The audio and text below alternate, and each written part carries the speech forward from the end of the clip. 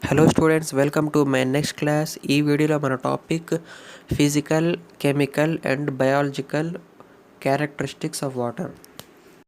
Physical characteristics of water, అందులో నుండి first of all turbidity of water.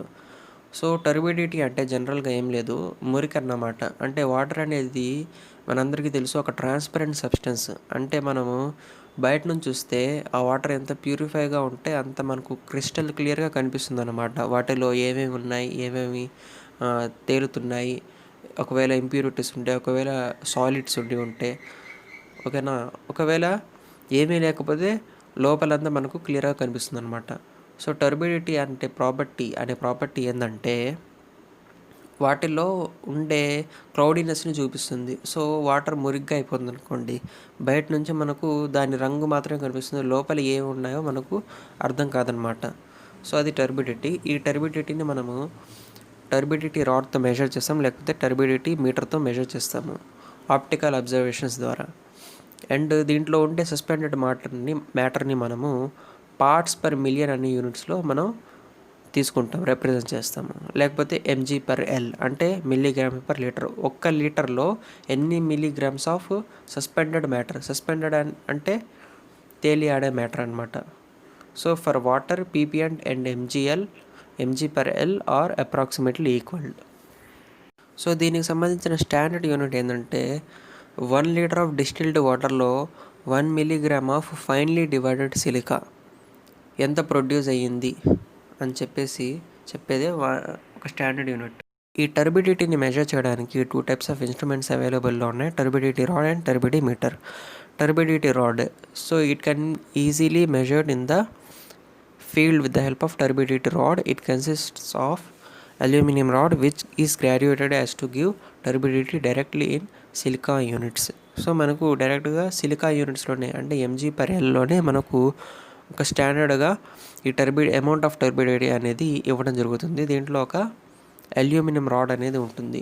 ఈ instrument హెల్ప్తో మనము టర్బిడిటీని మెజర్ చేయొచ్చు. ఇంకోటి వచ్చేసి టర్బిడిటీ మీటర్ వచ్చేసి ప్యాసేజ్ ఆఫ్ లైట్ రేస్ని చెక్ చేస్తుంది అన్నమాట.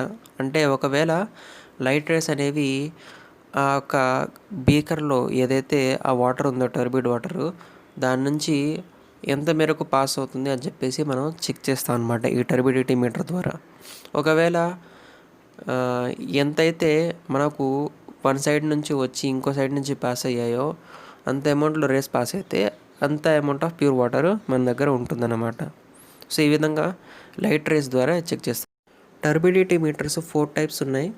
సో అందులోంచి first of all Jackson's candle turbidity metre.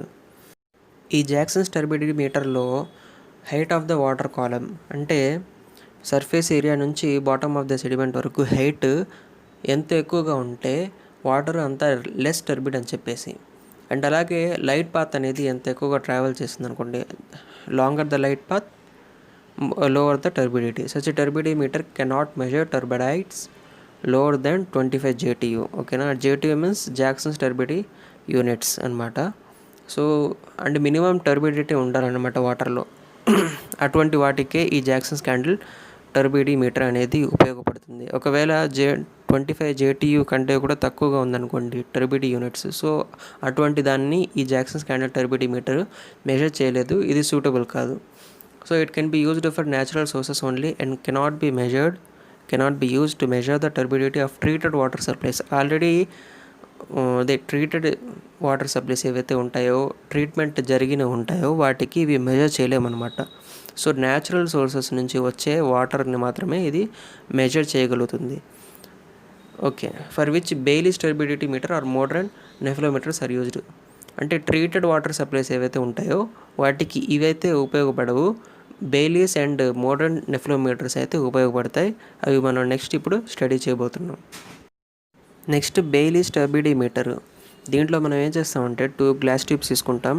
ఒక దాంట్లో అంటే మనకు తెలిసిన టర్బిడిటీ వాల్యూ ఉంటుంది కదా, అటువంటి వాటర్ని ఫిల్ చేస్తాము. ఇంకో దాంట్లో ఏదైతే మెజర్ చేయాలో, whose turbidity is to be measured, అది ఫిల్ చేస్తాం అనమాట. సో రెండింటిని పక్కన ఉంచి మనం ఎలక్ట్రిక్ బల్బ్ని లైట్ చేస్తాము.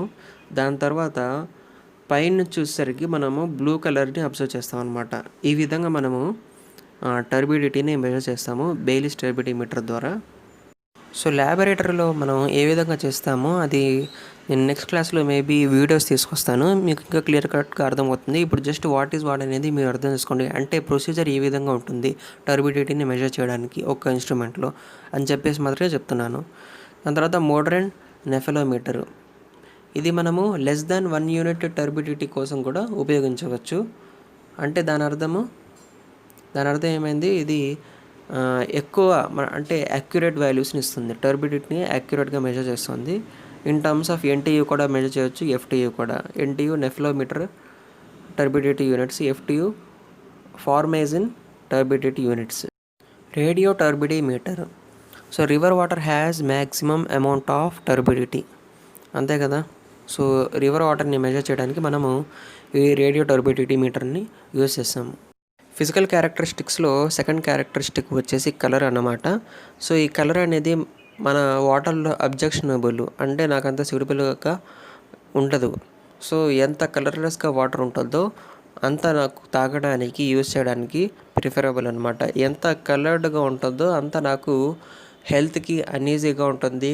క్లాత్స్ ఒకవేళ వాష్ చేస్తే ఆ క్లాత్స్ యొక్క ఒరిజినల్ కలర్ అనేది స్పాయిల్ అయిపోతుంది. అండ్ ఈ కలర్ అనేది నాకు ఒక స్కేల్ ఉంటుంది, కోబాల్ట్ స్కేల్తో మనం మెజర్ చేస్తాము. సో వర్స్ట్ కేసులో అది 20ని కూడా మించకూడదు అనమాట. అండ్ ప్రిఫరబుల్లీ 10కి లెస్ దాన్గా ఉంటే అది మంచిది, 10కి తక్కువ ఉండాలి వీలైతే. వర్స్ట్ కేసులో 20ని అయితే మించకూడదు. సో ఈ కలర్ అనేది మనం టింటోమీటర్ అనే ఇన్స్ట్రుమెంట్ ద్వారా మెజర్ చేస్తాము. దీని యొక్క standard unit 1 milligram of platinum cobalt అన్నమాట, dissolved in 1 litre of distilled water.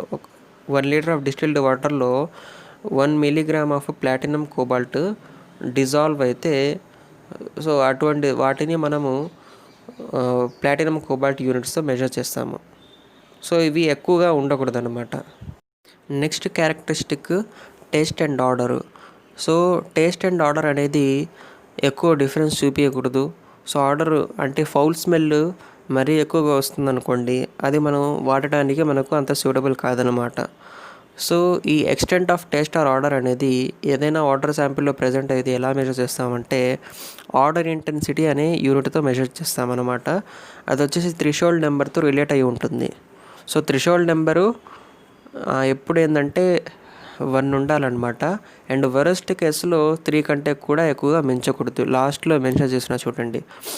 And water to be test is there for gradually diluted with the order free water. ఏదైతే వాటర్ మనం టెస్ట్ చేయాలో దాని యొక్క టేస్ట్ అండ్ ఆర్డర్ని దాన్ని మనం ఏం చేయాలి, ఆర్డర్ ఫ్రీ వాటర్లో, అంటే ఎటువంటి స్మెల్ రాని వాటర్లో మనం ఏం చేయాలంటే డైల్యూట్ చేయాలన్నమాట. ఆ మిక్స్చర్ వల్ల మన హ్యూమన్ అబ్జర్వేషన్కి కనపడింది అప్పుడు మనం డిటర్మైన్ చేస్తామన్నమాట. సో ఎన్ని టైమ్స్ ఆ శాంపిల్ని మనం డైల్యూట్ చేస్తామో అది మనకు థ్రెషోల్డ్ ఆర్డర్ నెంబర్ని రిప్రజెంట్ చేస్తుంది. ఓకే కదా. నెక్స్ట్ టెంపరేచర్ ఆఫ్ వాటర్, అంటే పోర్టబుల్ వాటర్ ఏదైతే ఉంటుందో డ్రింకింగ్కి సేఫ్గా ఉండే వాటరు, అది 10 degrees Celsius ఉంటే డిజైరబుల్ అన్నమాట దాని యొక్క టెంపరేచరు. సో వర్స్ట్ కేసుల్లో 25 degrees Celsius కంటే కూడా ఎక్కువ మించకూడదు. స్పెసిఫిక్ కండక్టివిటీ, ఈ స్పెసిఫిక్ కండక్టివిటీ టెస్ట్ ద్వారా మనము total amount of dissolved salts అనేవి మెజర్ చేయగలుగుతాం. సాల్టీ వాటర్ అనేది హ్యూమన్కి అన్ఈజీగా అండ్ అనీవెన్గా ఉంటుంది. సో అది ఎటువంటి రకంగా ఎటువంటి వేలో కూడా మనకు అది కన్వీనియంట్ కాదనమాట. సో సాల్ట్స్ యొక్క డిజాల్వింగ్ మన వాటర్లో ఉంటే అది మనకు డ్రింకింగ్కి అండ్ యూజింగ్ పర్పసెస్కి కన్వీనియంట్గా ఉండదు. ఫిజికల్ క్యారెక్టరిస్టిక్స్ అయిపోయింది. Next chemical characteristics of water. అందులోంచి ఫస్ట్ వన్ వచ్చేసి total solids and suspended solids. Total solids అంటే ఏంది, suspended solids plus dissolved solids can be obtained by evaporating a sample of water and weighing the dry residue left and weighing the residue left on filter paper. So ఏదైనా water ఉందనుకోండి, దాన్ని మనం heat చేస్తాం. Heat అయిన తర్వాత water evaporate అయిపోతుంది కదా, and evaporate అయిన తర్వాత దాంట్లో డ్రై రెసిడ్యూ మిగిలిపోతుంది. అండ్ ఏదైతే మిగిలిపోయిన రెసిడ్యూ ఉంటుందో దాన్ని మనం ఫిల్టర్ పేపర్లో తీసుకొని మెజర్ చేస్తాం అనమాట. సస్పెండెడ్ సాలిడ్ ఎలా మెజర్ చేస్తామంటే it can be found by filtering the water sample. Okay, total permissible amount of solids in water is generally limited to 500 ppm అనమాట. అంటే దీనికంటే ఎక్కువగా ఉండకూడదు. ఉంటే అది మనకు డ్రింకింగ్కి అండ్ యూజింగ్ పర్పస్కి అంత కన్వీనియంట్ కాదు.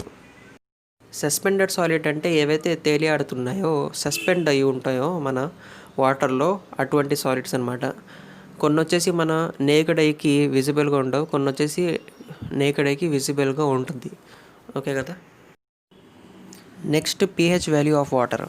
సో pH అంటే negative logarithmic of concentration of H+ ions, లేకపోతే లాగ్ ఆఫ్ 1/H+. ఈ విధంగా దీని ఫార్ములా రిప్రజెంట్ చేయబడుతుంది. సో జనరల్గా pH వాల్యూ ఏంటంటే మరీ ఎక్కువగా కాన్సన్ట్రేషన్ ఆఫ్ హైడ్రోజన్ అయాన్స్ ఉన్నా కానీ అసిడిక్ అయిపోతుంది, అండ్ తక్కువ ఉన్నా కానీ ఆల్కలైన్ అయిపోతుంది. సో మనకు మోడరేట్గా ఉండాలంటే డ్రింకింగ్ పర్పస్కి 6.5 నుంచి 8.5 మధ్యలో ఉండాలన్నమాట pH value of water. So pH water ఎంత ఉంటే ఆల్కలైన్ అయిపోతుంది, ఎంతకంటే తగ్గితే ఎసిడిక్ అయిపోతుంది. ఒకవేళ 7 కంటే తగ్గితే ఎసిడిక్ అయిపోతుంది, 7 కన్నా పెరిగితే ఆల్కలైన్ అయిపోతుంది. ఓకే కదా. సో 6.5 నుంచి 8.5 వరకు మన యొక్క pH వాల్యూ ఉండొచ్చు డ్రింకింగ్ వాటర్ పర్పస్ కోసం. అండ్ దాని తర్వాత ఈ ఆల్కలినిటీ అనేది ప్రెజెన్స్ ఆఫ్ బైకార్బోనేట్స్ వల్ల జరుగుతుంది. అది కాల్షియం బైకార్బోనేట్స్ అయినా కానీ, మెగ్నీషియం బైకార్బోనేట్స్ అయినా కానీ, అండ్ అలాగే carbonates of hydroxides of sodium, potassium, calcium, magnesium, వీటి వల్ల కూడా ఆల్కలినిటీ అనేది ఒక్కోసారి జనరేట్ అవుతుంది. Some but not all the compounds that cause alkalinity also cause hardness. అంటే కొన్ని కాంపౌండ్స్ ఏవైతే ఆల్కలినిటీకి దారితీస్తాయో అవి హార్డ్నెస్కి కూడా దారితీస్తాయి. ఈ pH వాల్యూని మనము పొటెన్షియోమీటర్ అనే ఇన్స్ట్రుమెంట్తో కూడా మెజర్ చేయొచ్చు, అండ్ అలాగే కొన్ని ఇండికేటర్స్ ఉన్నాయి, వాటితో కూడా మనం మెజర్ చేయొచ్చు. So some kinds of indicators ఇక్కడ ఇవ్వడం జరిగింది. Mainly 4 types of indicators: methyl orange, methyl red, phenol red and phenolphthalein. వీటి యొక్క original colour and final colour produced ఇవ్వడం జరిగిందనమాట. అంటే మిథైల్ ఆరెంజ్ మనం మిథైల్ ఆరెంజ్ కలిపిన తర్వాత డైల్యూట్ చేసిన తర్వాత మనకి స్టార్టింగ్ రెడ్ కలర్ ఉంటుందన్నమాట ఒరిజినల్గా అయితే. ఇక ఆ విధంగా డైల్యూట్ చేసుకుంటూ పోతే ఎల్లో కలర్ వచ్చే దగ్గర మనం ఏంటంటే మన డైల్యూషన్ని ఆపేయాలి. సో ఈ pH రేంజ్ అనేది మిథైల్ ఆరెంజ్ ఇండికేటర్ దగ్గర 2.8 to 4.4. సేమ్ అదేవిధంగా వేరియస్ టైప్స్ ఆఫ్ ఇండికేటర్స్కి వేరియస్ pH రేంజెస్ అనేవి ఉన్నాయన్నమాట. దాన్ని బట్టి మనం pH value of the water మనం మెజర్ చేయొచ్చు. Next pH value public supply కోసము ఒక రేంజ్ అనేది ఉంటుంది, సమ్ 6.6 to 8.4. ఒకవేళ pH వాల్యూ మరీ తగ్గిపోయింది అనుకోండి, so the lower value of pH may cause incrustation, sediment deposits, difficulty in chlorination. Incrustation అంటే గ్రోత్ అవ్వకుండా ఉండడం, సెడిమెంట్ డిపాజిట్స్ అంటే ఏదైతే సాలిడ్ పార్టికల్స్ సెడిమెంట్స్ అంటామో అవి డిపాజిట్ అయిపోతాయి అనమాట, అంటే చెత్త ఒక చోట పేరుకోపోద్ది. డిఫికల్టీ ఇన్ క్లోరినేషన్ అంటే క్లోరిన్ కాంపౌండ్స్ వాటర్లో యాడ్ అయ్యి ఉంటే ఏమవుతుంది, వాటర్ ప్రోన్ డిసీజెస్ ఏవైతే ఉంటాయో డయేరియా, కలరా అండ్ డైసెంట్రీ, టైఫాయిడ్ లాంటివి వాటర్ బోర్న్ డిసీజెస్ నుంచి నివారింపబడతాయి అన్నమాట. ఒకవేళ క్లోరినేషన్ సరిగ్గా జరగకపోతే ఈ డిసీజెస్ అన్నీ వచ్చేస్తాయి. సో ఆ క్లోరినేషన్ ఎప్పుడైతే pH వాల్యూ తగ్గిపోతుందో అప్పుడు క్లోరినేషన్ అవ్వడానికి అవకాశం ఉంటుంది. Next characteristic of water, hardness of water. So hardness of water మనం వాటర్లో ఉందని చెప్పేసి ఎలా ఐడెంటిఫై చేయవచ్చు అంటే, మనం ఎంత సోప్ వాడినా కానీ మన బాడీకి ఫోమ్ అనేది ప్రొడ్యూసర్ కాదనమాట, అంటే నురగ అనేది ఎక్కువగా రాదనమాట, ఎక్కువ క్లీనింగ్ అది చేయలేదు. ఓకేనా. సో అలాంటి వాటర్ని హార్డ్ వాటర్ అని చెప్పేసి అంటాము. ఏదైతే గ్రేటర్ సోప్ కన్జంప్షన్ తీసుకుంటుందో, scaling of boilers causing corrosion and incrustation of pipes and making food tasteless, ఇలాంటివన్నీ చేస్తుందో సో అదంతా హార్డ్ వాటర్ అన్నమాట. ఓకే, ఈ హార్డ్నెస్లో ఇంకా టెంపరీ హార్డ్నెస్ ఉంది, పర్మనెంట్ హార్డ్నెస్ ఉంది. సో 1 by 1 డిస్కస్ చేద్దాం. టెంపరీ హార్డ్నెస్ అనేది కాల్షియం లేదా మెగ్నీషియం యొక్క కార్బోనేట్స్ లేదా బైకార్బోనేట్స్ ఒకవేళ ప్రజెంట్ అయి ఉంటే, అంటే CaCO3, MgCO3, ఓకేనా, ఇటువంటి కార్బోనేట్స్ ఫామ్లో కానీ మన వాటర్లో ప్రజెంట్ అయి ఉంటే ఆ వాటర్ అనేది టెంపరీగా హార్డ్నెస్కి గురి అయింది అని చెప్పేసి చెప్పవచ్చు. దాన్నే మనం ఆ ప్రాపర్టీని టెంపరీ హార్డ్నెస్ అంటాము. సో ఈ టెంపరీ హార్డ్నెస్ అనేది సమ్ ఎక్స్టెంట్ మనం సింపుల్గా బాయిల్ చేసిన దానివల్ల రిమూవ్ చేయవచ్చు. అండ్ ఫుల్ ఎక్స్టెంట్లో రిమూవ్ చేయాలంటే ఆ వాటర్కి మనం లైమ్ యాడ్ చేసి రిమూవ్ చేయొచ్చు అనమాట. సో ఇటువంటి వాటర్ ఏదైతే సమ్ ఎక్స్టెంట్ బాయిలింగ్ చేయడం వల్ల రిమూవ్ అయిపోతుందో అండ్ ఫుల్ ఎక్స్టెంట్ వచ్చేసి వాటర్ యాడ్ చేయడం, లైమ్ యాడ్ చేయడం వల్ల రిమూవ్ అయిపోతుందో అటువంటి వాటర్ని, అటువంటి ప్రాసెస్ ఏ వాటర్లో జరుగుతుందో అటువంటి ప్రాసెస్ని మనం టెంపరరీ హార్డ్నెస్ అంటారు. లేకపోతే కార్బోనేట్ హార్డ్నెస్ అని చెప్పేసి కూడా ఈ టెంపరరీ హార్డ్నెస్ని మనం పిలవడం జరుగుతుంది. Next type of hardness permanent hardness. ఈ పర్మనెంట్ హార్డ్నెస్ అనేది sulphates, chlorides, nitrates of calcium or magnesium అంటే CaSO4, CaCl అండ్ CaNO3 లాంటి కాంపౌండ్స్ వల్ల వాటర్ పర్మనెంట్ హార్డ్నెస్కి గురి అవ్వడానికి అవకాశం ఉంటుందన్నమాట. సో వీటిని ఎప్పుడైతే వాటర్ పర్మనెంట్ హార్డ్నెస్కి గురి అవుతుందో అప్పుడు మనము సింపుల్ బాయిలింగ్ లేకపోతే యాడింగ్ లైమ్ ద్వారా మనము ఈ హార్డ్నెస్ని రిమూవ్ చేయలేము, అంటే సాఫ్టన్ చేయలేము. హార్డ్నెస్ని రిమూవ్ చేయడమే సాఫ్టనింగ్ అన్నమాట. So such a hardness is known as permanent hardness or non carbonate hardness. So ఇటువంటి హార్డ్నెస్ని మనము పర్మనెంట్ హార్డ్నెస్ అంటాం, నాన్ కార్బోనేట్ హార్డ్నెస్ అని చెప్పేసి అంటాం. ఈ పర్మనెంట్ హార్డ్నెస్ని మనము వాటర్ ట్రీట్మెంట్ ద్వారా ట్రీట్మెంట్ ప్లాంట్స్లో మనము ఏం చేస్తామంటే రిమూవ్ చేస్తాం అనమాట. సో అది ఎలా చేస్తామంటే డీటెయిల్గా మనము treatment of water unit discuss చేసేటప్పుడు అప్పుడు నేను క్లియర్గా చెప్తాను. It is caused by sulphates, chlorides and nitrates of Ca and Mg. ఇప్పుడే చెప్పాను. So carbon hardness is equal to total hardness or alkalinity whichever is less అనమాట. Total hardness ఎంతైతే ఉంటుందో లేకపోతే ఆల్కలైనిటీ, ఈ రెండిట్లో ఏదైతే బిగ్గర్ వాల్యూ ఉంటుందో స్మాలర్ వాల్యూ ఉంటుందో అది ఈ carbonate hardness. Non carbonate hardness అయితే టోటల్ హార్డ్నెస్లో నుంచి ఆల్కలైనిటీ తీసేయాలి. Next chloride content. Chloride content of treated water to B supplied to the public should not exceed a value of about 250 ppm. అంటే దాంట్లో impurities యొక్క పర్సంటేజ్ లేకపోతే parts per million 250ని exceed అవ్వకూడదు. So the chloride content of water can be measured by titrating the water with the standard silver nitrate solution using potassium chromate as indicator. Potassium క్రోమేట్ని indicate వాడుతూ and అలాగే standard silver nitrate సొల్యూషన్తో మనం వాటర్ని ఏంటంటే titrate చేయాలన్నమాట. అప్పుడు ఆ క్లోరైడ్ కంటెంట్ అనేది అందులో ఎంత ఉందో మనం మెజర్ చేయొచ్చు. Next chemical characteristic nitrogen content. So ఈ ప్రెజెన్స్ ఆఫ్ నైట్రోజన్ అనేది ఈ ఫాలోయింగ్ రీజన్స్ వల్ల ఉండొచ్చు వాటర్లో. సో ఫస్ట్ ఆఫ్ ఆల్ వచ్చేసి ఫ్రీ అమోనియా ఏం ఇండికేట్ చేస్తుంది? Very first stage of decomposition of organic matter. So organic matter ఎప్పుడైతే డికంపోజ్ అవుతుందో సో ఆ ఫస్ట్ స్టేజెస్లో ఉందని చెప్పేసి ఒకవేళ ఫ్రీ అమోనియా ప్రెజెన్స్ మనకు కనిపిస్తే దానికి ఇండికేషన్ అనమాట, డికంపోజిషన్ ఫస్ట్ స్టేజ్లో ఉంది అని చెప్పేసి. And next albuminous or organic matter అంటే తెలుసు, వెజిటేషన్, ఇంకేమైనా కానీ leaves or whatever might be. So ఇది మనకు ఆర్గానిక్ మోల్టెన్ డికంపోజ్ అవ్వకముందు ఎంత క్వాంటిటీలో నైట్రోజన్ ఉంది అని చెప్పేసి మనకు ఇండికేట్ చేస్తుంది అన్నమాట ఈ ఆల్బుమినస్ మ్యాటర్ అనేది. ఇది వచ్చేసి 0.3 mg/L కంటే మించకూడదు, అంటే మిల్లీగ్రామ్స్ పర్ లీటర్. ఓకే, దాని తర్వాత nitrites, not fully oxidize organic matter in water. So ఫుల్లీగా ఆక్సిడైజ్ అవ్వని organic matter. Oxidized organic matter అంటే ఫర్ ఎగ్జాంపుల్ ఇప్పుడు ఆర్గానిక్ మ్యాటర్లో కార్బన్ ఉందనుకోండి, అది ఎనర్జీ రిలీజ్ అయిన దానివల్ల కార్బన్ డైఆక్సైడ్గా ఆక్సిడైజ్ అయ్యిద్ది అన్నమాట. సో కార్బన్ డైఆక్సైడ్గా ఆక్సిడైజ్ అవ్వడం ఆక్సిడేషన్ అన్నమాట. సో ఈ నైట్రైట్స్ అనేవి ఫుల్లీ ఆక్సిడైజ్డ్ ఆర్గానిక్ మ్యాటర్గా ఉండవన్నమాట.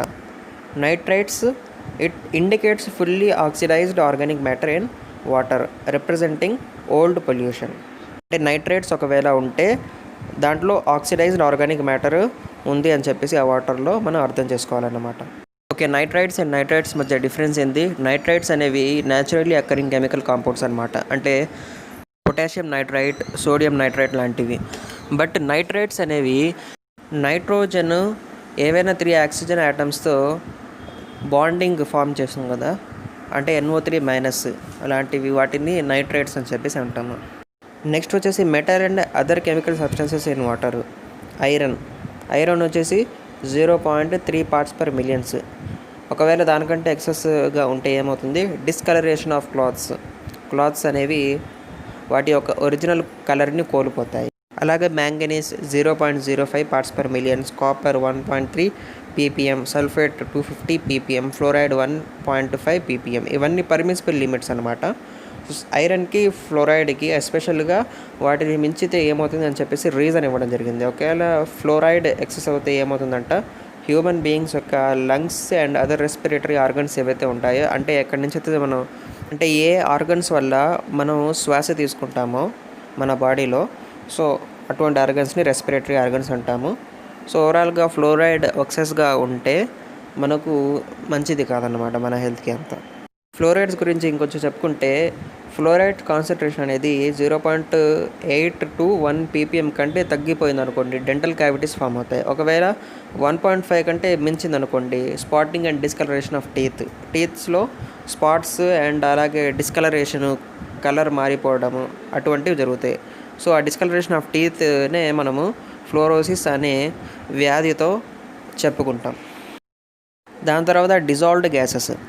జనరల్గా ఏమవుతుందంటే, వాటర్ అనేది ఆక్సిజన్ని అట్మాస్ఫియర్ నుంచి అబ్జార్బ్ చేసుకుంటుంది. ఎప్పుడైతే అలా జరుగుతుందో, కొంచెం అన్స్టేబుల్ ఆర్గానిక్ మ్యాటర్ ఏదైతే ఉంటుందో అది కూడా ఆ ఆక్సిజన్ని తీసుకొని కన్జ్యూమ్ చేసుకొని ఆక్సిడేషన్కి ఉపయోగించుకుంటుంది. అప్పుడు ఏమవుతుందంటే, ఏదైతే ఆక్సిజన్ నీళ్ళల్లో ఉంటుందో అది దాని యొక్క శాచురేషన్ లెవెల్ కంటే కూడా తక్కువగా ఉందనుకోండి.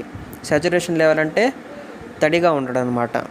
అంటే ఏ స్టేట్లో ఇప్పుడు మనం చెట్లకి నీళ్లు పోసి ఎంత పోస్తాము, అది దాని యొక్క శాచురేషన్ లెవెల్కి రీచ్ అయ్యేంతవరకు పోస్తాం అనమాట. సో వన్స్ మనకు తెలిసిందనుకోండి దాని యొక్క శాచురేషన్ లెవెల్ని మించిందని చెప్పేసి, అప్పుడు ఏమైపోతాయి, అంతా ఏమైపోతుంది, శాచురేషన్ లెవెల్ ఎక్కువైపోతుంది. సో మనం అబ్జర్వ్ చేయగలము. సో అదేవిధంగా ఇక్కడ కూడా శాచురేషన్ లెవెల్ కంటే ఎక్కువైపోయింది అనుకోండి, అటువంటప్పుడు ఆర్గానిక్ మ్యాటర్ ప్రెజెన్స్ని ఇండికేట్ చేస్తుంది అన్నమాట అటువంటి వాటర్లో. అండ్ మాటికంటే ఆ వాటర్ని సస్పీషియస్గా ఉంచుతుంది, అంటే డౌట్ఫుల్ వాడాలా వద్దా అని చెప్పేసి.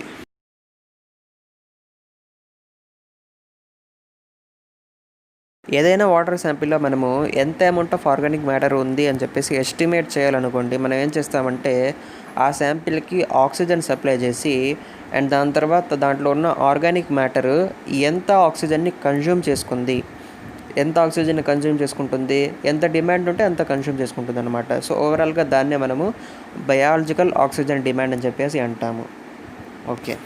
అండ్ అలాగే అల్టిమేట్ ఆక్సిజన్ డిమాండ్ అని చెప్పేసి కూడా ఒకటి ఉంటుంది. అది ప్రాక్టికల్గా మనము డైరెక్ట్గా డిటర్మైన్ చేయలేము. సో అది ఎలా చేస్తామంటే, మనము ఫస్ట్ ఆఫ్ ఆల్ బీఓడి అనేది ఫస్ట్ 5 డేస్కి 20 degrees Celsius దగ్గర కనుక్కుంటామన్నమాట. దాన్ని మనం స్టాండర్డ్ డిమాండ్గా తీసుకుంటాము. అండ్ దానికోసం ఒక ఫార్ములా ఉంటుంది. ఆ ఫార్ములాలో మనం సబ్స్టిట్యూట్ చేసిన తర్వాత అల్టిమేట్ ఆక్సిజన్ డిమాండ్ని కూడా కనుక్కుంటాము. First of all BOD at 5 days, అంటే కింద సఫిక్స్లో 5 ఉంది కదా, అది నెంబర్ ఆఫ్ డేస్ని ఇండికేట్ చేస్తుంది. సో దాని యొక్క ఫార్ములా ఏంటంటే loss of oxygen in mg/L, అంటే ప్రతి లీటర్కి ఎంత అమౌంట్ ఆఫ్ ఆక్సిజన్ లాస్ అయ్యింది ఇంటూ డైల్యూషన్ ఫ్యాక్టర్ చేస్తే మనకు బీఓడి అట్ 5 days వస్తుంది, అట్ 20 degrees Celsius. జనరల్గా బీఓడి ఏదైనా వాటర్లో ఉంటే అది అటువంటి వాటర్ మాత్రము డ్రింకింగ్కి పనికిరాదు. Next, bacterial and microscopic characteristics of water. జనరల్గా 5 types ఆఫ్ పారాసిటిక్ ఆర్గానిజమ్స్, అంటే bacteria, protozoa, viruses, worms and fungi booze. So ఇటువంటి 5 types ఆఫ్ ఆర్గానిజమ్స్ ఏంటంటే జనరల్గా మన వాటర్ని ఇన్ఫెక్టివ్ చేస్తాయి. సో అందుకని వీటి యొక్క కంటెంట్ కూడా మనం తక్కువగా ఉన్నట్టు చూసుకోవాలి. ఫస్ట్ మనం స్టడీ చేసేది బ్యాక్టీరియా గురించి. So these are the minute single cell organisms possessing no defined nucleus and having no green material to help them manufacture their own food. So వాటి యొక్క ఫుడ్ని మ్యానుఫ్యాక్చర్ చేసుకోవడానికి వాటి దగ్గర ఒక డిఫైన్డ్ న్యూక్లియస్ అనేది లేదు, అండ్ గ్రీన్ మెటీరియల్ లాంటివి లేవన్నమాట. సో అవి ఏం చేస్తామంటే అదర్ సోర్సెస్ నుంచి ఫుడ్ని గెయిన్ చేసుకోవడానికి ట్రై చేస్తాయి. జనరల్గా ఈ బ్యాక్టీరియా అనేది బైనరీ ఫ్యూజన్ నుంచి రిప్రొడ్యూస్ అవుతుందన్నమాట. అండ్ ఈ బ్యాక్టీరియా చాలా షేప్స్ అండ్ సైజెస్లో ఉంటాయన్నమాట. జనరల్గా 1 to 4 micronsలో దీని ఒక సైజులో ఉంటుంది. అండ్ మైక్రోస్కోప్తో మాత్రమే విజిబుల్గా ఉంటాయన్నమాట, లేకుంటే మనం నేకెడ్ అయితే చూడలేము జనరల్గా. ఇక బ్యాక్టీరియాలో 2 types ఉన్నాయి. నాన్ డిజీజ్ కాజింగ్ బ్యాక్టీరియా, దాన్నే మనం నాన్ ప్యాథోజెనిక్ బ్యాక్టీరియా అంటాము. And disease causing బ్యాక్టీరియాని pathogenic bacteria అంటాం. దాని తర్వాత ప్రోటోజోవా. ఈ ప్రోటోజోవాని మనము సింగిల్ సెల్ యానిమల్స్గా కూడా పిలుస్తాము. అండ్ ఇవి lowest and simplest form of animal life అన్నమాట. అవేం చేస్తామంటే జనరల్గా బ్యాక్టీరియాని తింటాయి అన్నమాట. ప్యాథోజన్స్ని ఓవరాల్గా డిస్ట్రాయ్ చేస్తాయి. అవి కూడా మైక్రోస్కోప్తోనే విజిబుల్లోకి వస్తాయి అన్నమాట. దాని తర్వాత ఇంకా వైరసెస్ ఉన్నాయి, వామ్స్ ఉన్నాయి. వామ్స్ అంటే లావా ఆఫ్ లైస్. ఇవన్నీ మనం బయాలజీలో స్టడీ చేసి ఉంటాము కాబట్టి ఇక్కడ డీటెయిల్గా ఎక్స్ప్లెనేషన్లోకి పోవట్లేదు. ఫంగై అంటే అందరికీ తెలిసిందే, బూజు. ఇవి ఎటువంటి సన్లైట్ లేకుండా అదర్ ప్లాంట్స్ పైన ఆధారపడి జీవిస్తాయి. మళ్ళీ బ్యాక్టీరియాలో ఆక్సిజన్ రిక్వైర్మెంట్ని బట్టి 3 టైప్స్ ఉంటాయి: ఏరోబిక్, యానోరోబిక్, ఫ్యాక్యురేటివ్. ఏరోబిక్ బ్యాక్టీరియా అంటే ఆక్సిజన్ ఒక ప్రెజెంట్ పైన డిపెండ్ అయ్యేవి. యానోరోబిక్ బ్యాక్టీరియాలో ఏమవుతుందంటే ఒకవేళ ఆక్సిజన్ లేకున్నా కానీ అవి సర్వైవ్ అవ్వగలుగుతాయి. అండ్ ఫ్యాక్యురేటివ్ బ్యాక్టీరియా ఉన్నా కానీ లేకున్నా కానీ ఎలాగైనా కానీ సర్వైవ్ అవ్వగలుగుతాయి అన్నమాట. సో ఓవరాల్గా 3 టైప్స్ ఆఫ్ బ్యాక్టీరియా గుర్తుంచుకోవాలి. ఈ వీడియోలో ఎంతవరకు guys, don't forget to like, share and subscribe. And if you want to ask something, please comment on the comment box.